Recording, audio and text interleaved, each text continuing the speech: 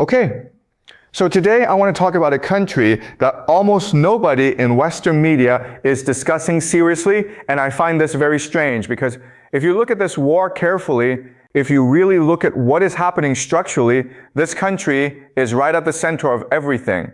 It brokered the ceasefire, it hosted the peace talks, it has military ties with both Washington and Tehran, and it is a nuclear power. I am talking about Pakistan, okay?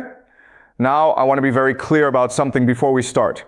When I say Pakistan is the most dangerous country in this war, I do not mean Pakistan is trying to cause danger. I mean Pakistan is in the most dangerous position. There is a big difference. Pakistan is a nuclear-armed country that is being squeezed from both sides simultaneously by the United States on one side and by the consequences of this war on the other. And when you squeeze in nuclear power from both sides, the risks become very, very difficult to calculate. So today I want to use our framework, game theory, structural history, and the 4 dimensions of war to explain exactly what Pakistan's position means, what it means for this war, what it means for the region, and what it means for the world. Okay? So let's begin. First, I want to tell you a story because I think this story captures Pakistan's situation perfectly.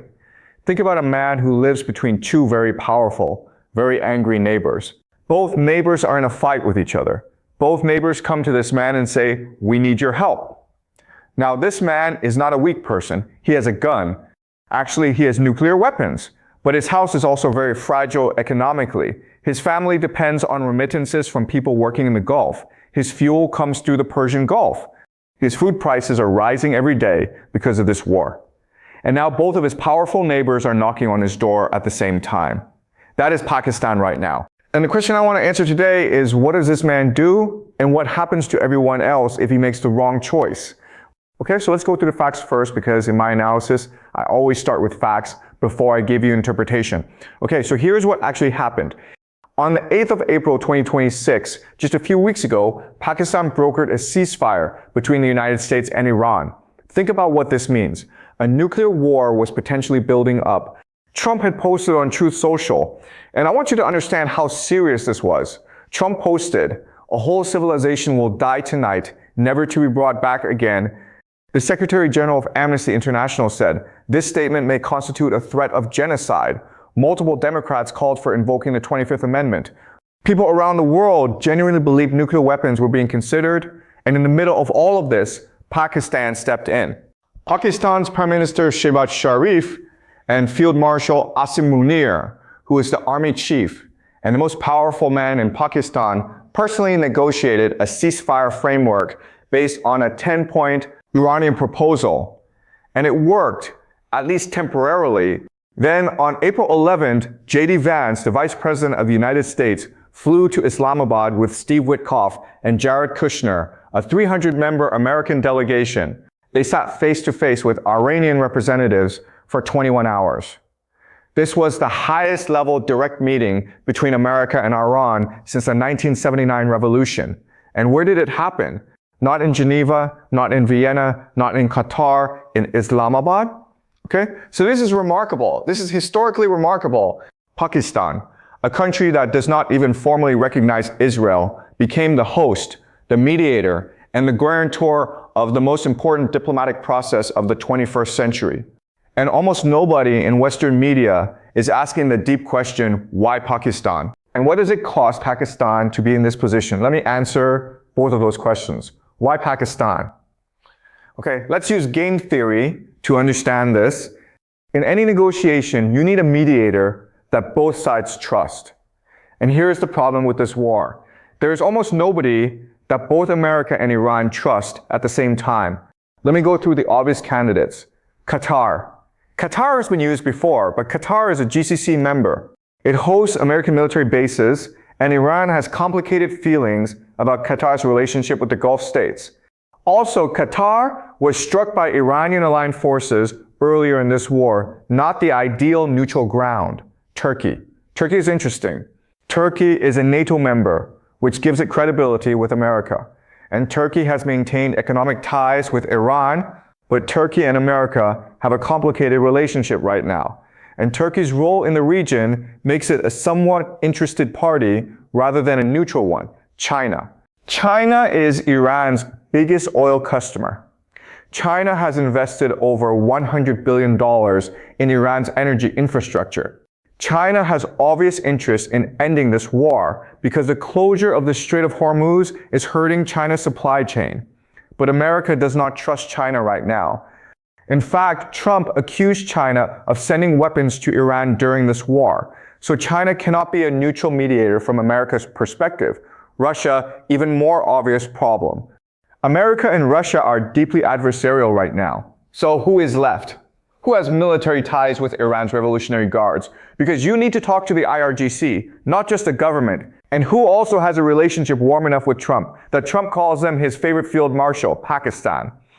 Specifically, Field Marshal Asim Munir. This man has personal relationships with Iran's military leadership because Pakistan and Iran share a border and have decades of military-to-military contact, and at the same time he has built a personal rapport with Donald Trump.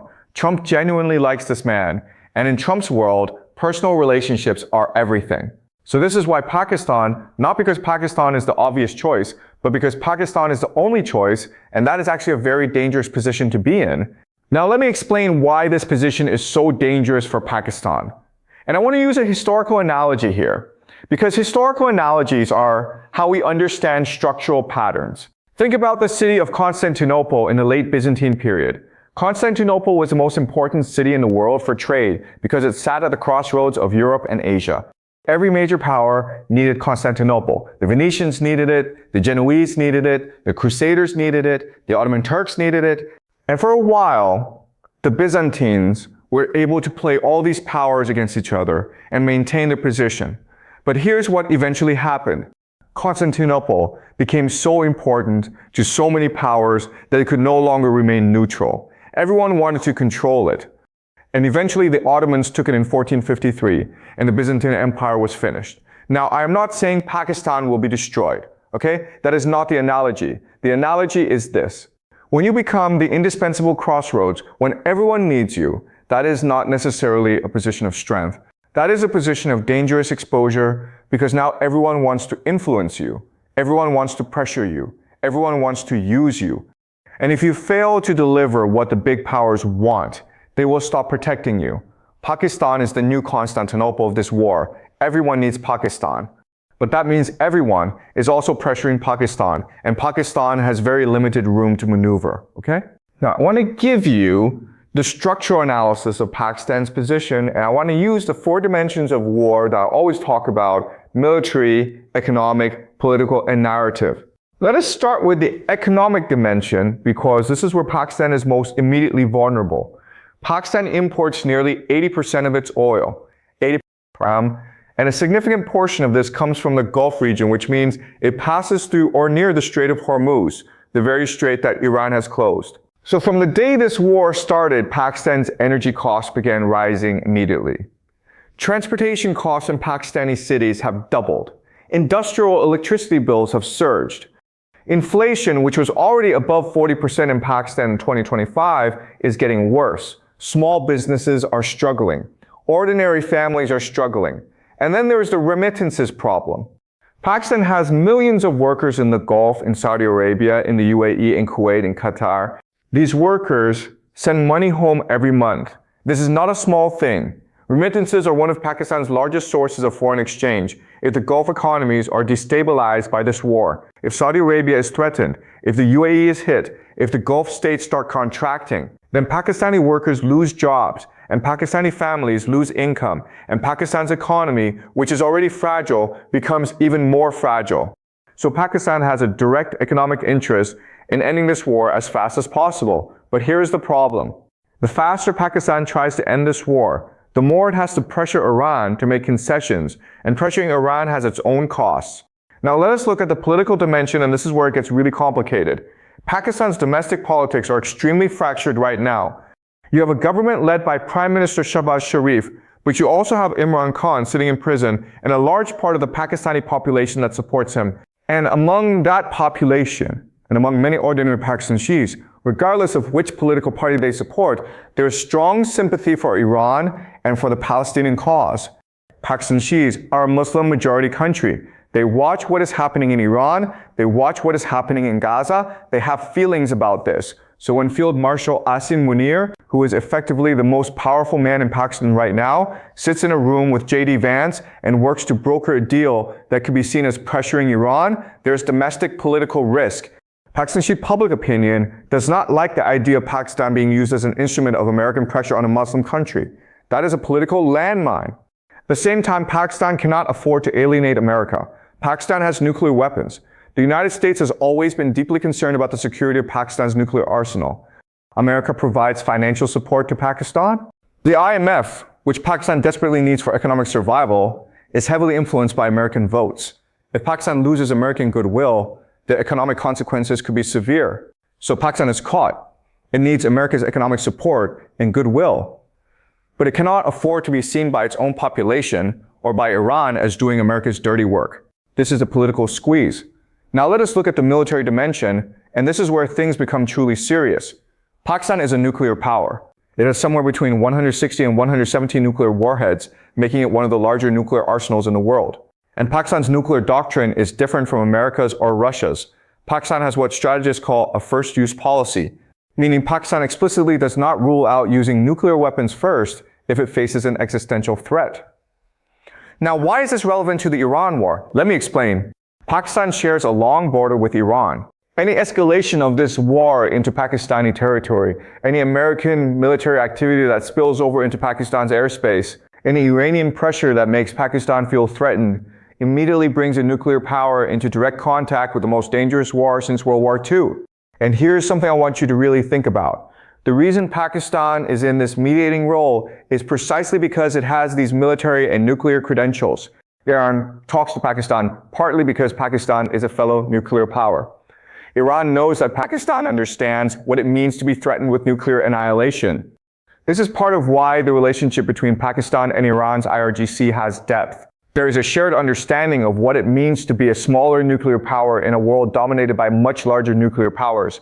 But this also means that if the talks fail, if the ceasefire completely collapses, Pakistan's position becomes extraordinarily dangerous because Pakistan will be a nuclear power sitting right next to an active war zone with a fragile economy, a divided domestic politics, and pressure from both sides of the conflict. This is not a stable configuration. Let me now talk about the narrative dimension, because I think this is the most underappreciated aspect of Pakistan's role. Think about what Pakistan has achieved through this mediation. Iran's ambassador in Islamabad said something very interesting. He said, "We will do talks in Pakistan and nowhere else because we trust Pakistan." Think about that. Iran, which has been at war, which has been bombed, which has lost its supreme leader, which does not trust the United States, which does not trust Israel, which is deeply suspicious of every Gulf state. Iran trusts Pakistan. That is enormous diplomatic capital. And the Washington Post ran a story that captures the strangeness of this perfectly. The headline was something like, "A nuclear armed power that does not recognize Israel has secured a high-profile role in the Iran war." They were pointing out the paradox. Pakistan is not a Western ally in the traditional sense. Pakistan does not recognize Israel. Pakistan became a nuclear power in secret. And yet, Pakistan is now the indispensable mediator of the most dangerous war on earth. That is a remarkable narrative achievement. But here is the other side of this narrative. If the talks fail, if Pakistan cannot deliver a deal, then Pakistan gets blamed. If Iran walks away from the table, America will look for someone to blame. And the easiest target is the mediator who could not deliver. Pakistan could go from being the world's most important peacemaker to being accused of enabling Iran's refusal to negotiate. That is a narrative trap, and right now the situation is very tense. The first round of Alama talks in April ended without any agreement after 21 hours of negotiations. The two core issues, Iran's nuclear program and control of the Strait of Hormuz, remain completely unresolved. Then Trump imposed a naval blockade on Iran 2 days after the talks failed. Iran called the blockade unlawful, and Iran said it would not return to the negotiating table while the blockade continued. So Pakistan is now trying to convince Iran to come back, while America is simultaneously making it harder for Iran to justify coming back. Pakistan is being squeezed from both sides in the narrative space as well. Okay? Now, I want to use game theory to think about what happens next, because I think this is where the analysis gets most interesting. In game theory, there's a concept called the prisoner's dilemma. The basic idea is this. Two players are each faced with a choice. If both cooperate, they both get a medium reward. If one betrays the other while the other cooperates, the betrayer gets a big reward and the cooperator gets punished. If both betray each other, they both get the worst outcome. The problem with the prisoner's dilemma is that in a single game, if you cannot communicate with the other player and you cannot trust them, the rational strategy is to betray. Because if the other side betrays and you cooperated, you get the worst outcome. So you betray to protect yourself. But when the prisoner's dilemma is played repeatedly, when it is not a one-shot game but an ongoing relationship, the rational strategy changes. In a repeated game, cooperation is more rational because you have to deal with the other player again next time. Now apply this to Pakistan's situation. Pakistan is playing a repeated game with both America and Iran. It has to deal with both of them long after this war ends. So Pakistan's rational strategy is to cooperate, to be genuinely neutral, genuinely helpful, even when it is difficult, because Pakistan needs both relationships to survive long term. But here's the catch. America is playing this as a one-shot game. America's attitude is get Iran to surrender now. That is the only goal. Everything else is secondary. And Trump in particular has demonstrated repeatedly that he does not think in terms of long-term relationships. He thinks in terms of immediate deals and immediate wins. So you have Pakistan trying to play a sophisticated long-term cooperative strategy, while America is playing a short-term maximum pressure strategy. And these two approaches are fundamentally incompatible.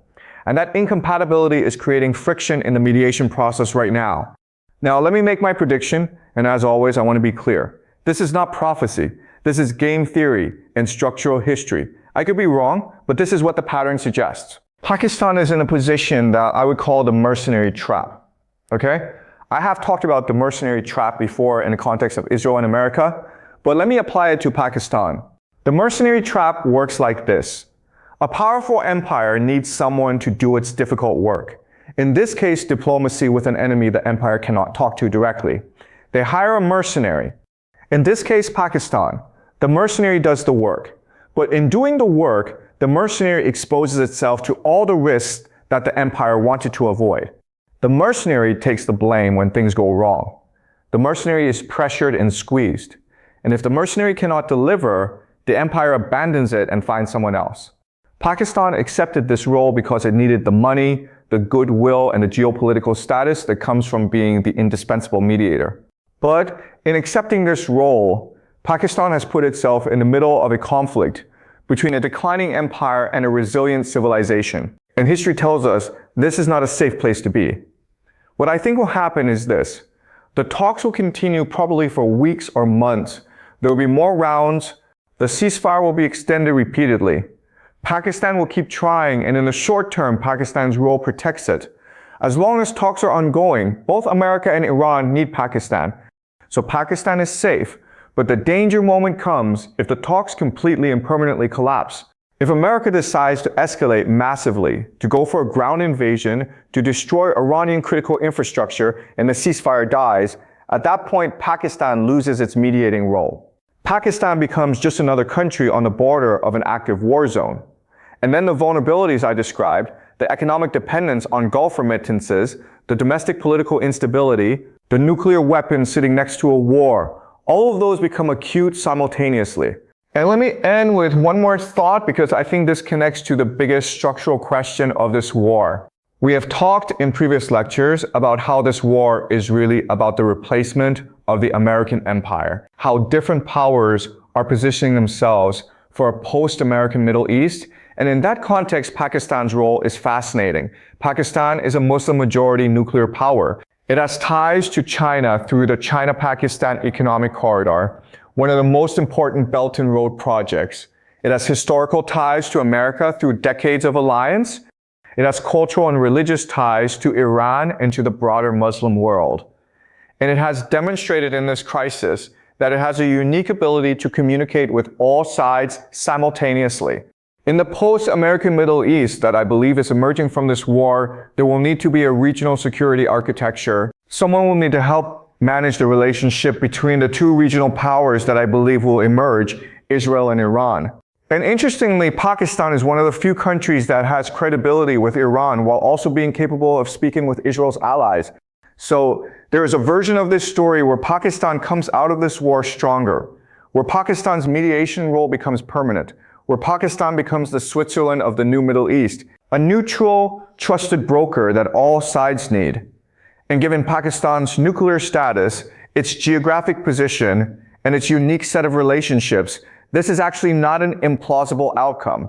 But there is also a version where Pakistan gets crushed, where the talks collapse, the war escalates, the Gulf economies implode, Pakistani remittances dry up, domestic politics explodes, and Pakistan enters a period of severe instability, potentially the worst since its founding. And that version, with a nuclear-armed Pakistan in severe internal crisis sitting next to an active regional war, is one of the most dangerous scenarios anyone can imagine. So when I say Pakistan is the most dangerous country in this war, this is what I mean.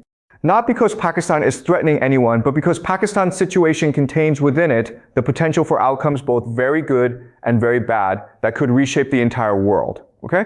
So that is my analysis for today. I want to emphasize once more, this is structural analysis. This is game theory. It is not prophecy. Keep your minds open, look at the evidence, test this framework against what you see in the news. But I think once you start watching Pakistan closely, once you start watching what Field Marshal Asim Munir is doing, who he is meeting, what Pakistan's foreign ministry is saying, you will see exactly what I mean. This is a story nobody is covering, and it may turn out to be the most important story of the entire war, okay?